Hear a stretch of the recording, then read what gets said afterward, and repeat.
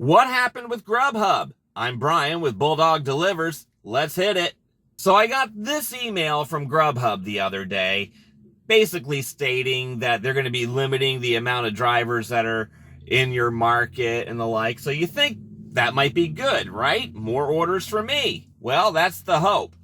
So a long-standing problem that I've had with Grubhub for years has been the available blocks. They're always unavailable. And Sarah Elizabeth did a video on this, within the last week or two, about that. She was complaining that she can never get on in her market either.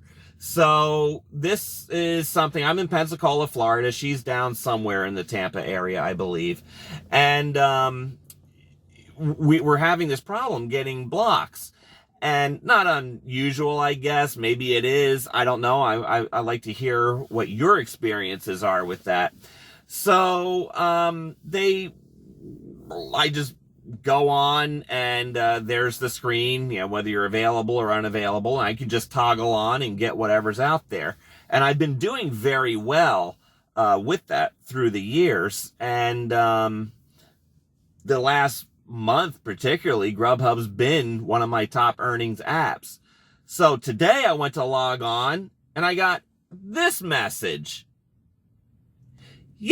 So I'm like, well, shoot. Okay, I can't do that. Well, that limits my abilities to earn money today. So then I check the schedule. Let's see what's available. This is what was available. Nothing except for this one block, which had like 4 minutes left in it. So I went and grabbed that.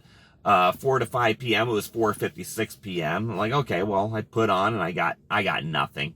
So this is weird.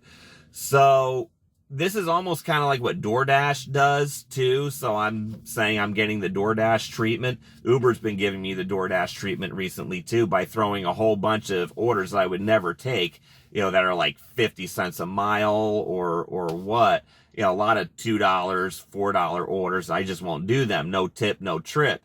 And low tipping customers are usually the ones that rate the lowest anyway.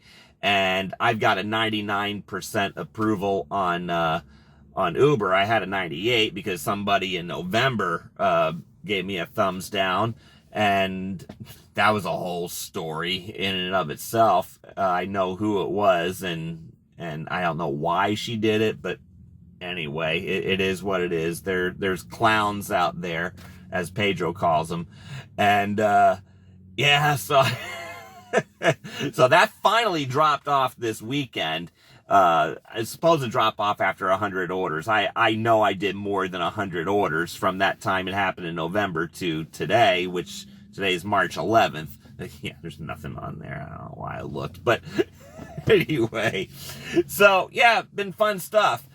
And I'm just frustrated. So this is kind of weird. This is why you always need to have a backup plan. Don't rely just on one app, because this kind of stuff can happen to you. Luckily, I have a whole bunch of other apps that I do.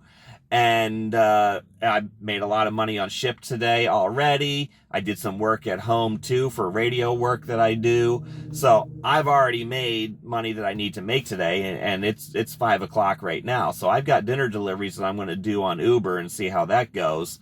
My acceptance rate on Uber is about 23%. Again, it's up and down. I typically hang around 23, 25% anyway. But it went down to like 3% a week ago because they just kept throwing me stuff that I kept rejecting, and it went down to 3%. So it just kept feeding itself. It's like, well, you don't take these, we're going to keep offering you crap. Kind of like what DoorDash does, right? So you can drive that down too. And I'm only like at a 44% on DoorDash, so I don't get those quote unquote high priority orders. So a few months ago, I tried to get my acceptance rate up on DoorDash. So I took a bunch of low tipping orders just to see what happens. That didn't go too well, because not only did I not make a lot of money that day, and those couple of days actually, but I also got a whole bunch of poor ratings too. So that proves my point that low tipping and no tipping customers are the ones who are most likely to give you the poor rating. So they're not worth it for all kinds of reasons. You're out here for you. Remember that.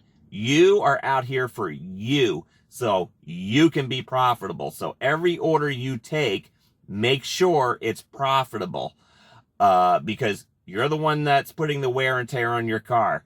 I just replaced tires on my car. I told you on my last video that I replaced my brakes. So these are not small dollar items. I mean, I did $2,000 worth of maintenance just on those two things in the last month.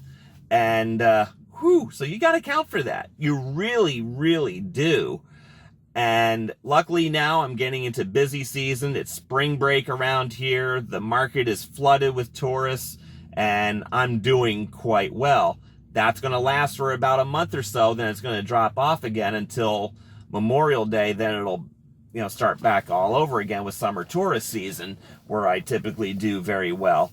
So anyway, I know I'm just kind of rambling right now, but my question is this happening to you on Grubhub? Did you get that email, and are you having problems toggling on outside of a scheduled block? And if that's the case, then I don't know. I mean, on one hand, I'll congratulate the companies for limiting the number of drivers so we don't get frustrated just sitting around waiting for orders. But on the other hand, you're taking what has been working and screwing us up big time. So always have a plan B. And that's why it's important to have yourself signed up on as many apps as possible. I'm Brian with Bulldog Delivers. Until next time, go get 'em.